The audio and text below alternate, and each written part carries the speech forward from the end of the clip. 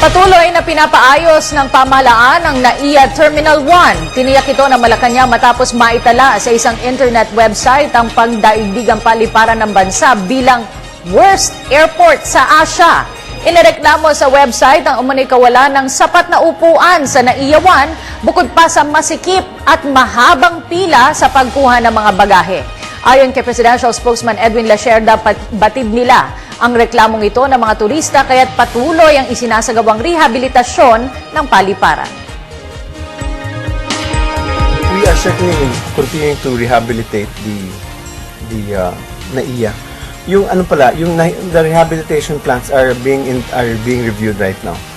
May mga engineering details that need to be finalized and approved. So tuloy-tuloy po ang gagawin nating renovation po dito sa NAIA 1. And syempre, we are also always cognizant of the concerns of travelers and certainly will take this to heart. But what we're saying is that tuloy may ginagawa po tayo doon, patuloy po nating